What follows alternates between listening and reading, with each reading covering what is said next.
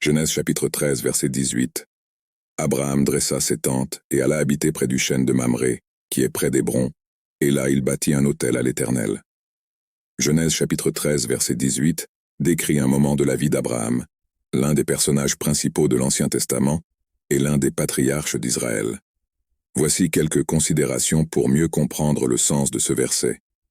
Contexte d'Abraham et de Lot. Avant ce verset, Abraham et son neveu Lot avaient fait face à un conflit lié à la terre et aux bergers de leurs troupeaux. Pour éviter de nouvelles frictions, ils ont décidé de se séparer. Abraham a donné à Lot le choix de l'endroit où aller, et Lot a choisi la région près de Sodome. Habitation près du chêne de Mamré. Après la séparation, Abraham dressa ses tentes et alla vivre près du chêne de Mamré. Ce site est associé à la ville d'Hébron, une zone d'importance historique pour Abraham et sa relation avec Dieu. Signification du lieu. Le choix d'habiter près du chêne de Mamré et d'y construire un autel indique l'engagement d'Abraham envers Dieu. Des endroits comme ce chêne étaient souvent considérés comme des lieux de rencontre avec Dieu et d'adoration. Attitude d'adoration.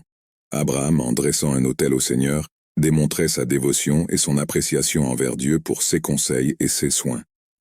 Construire un autel était une manière courante d'exprimer l'adoration et l'engagement envers Dieu dans la culture de l'époque.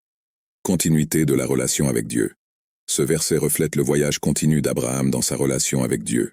L'autel érigé symbolise l'importance d'une communion et d'un culte régulier, et démontre qu'Abraham était dédié à suivre la volonté de Dieu. En résumé, Genèse chapitre 13 verset 18 rapporte le moment où Abraham a choisi d'habiter près du chêne de Mamré près d'Hébron et a construit un autel au Seigneur. Cet acte d'adoration et d'engagement démontre l'importance de la foi et de la dévotion d'Abraham dans son cheminement spirituel, ainsi que la continuité de la relation entre lui et Dieu.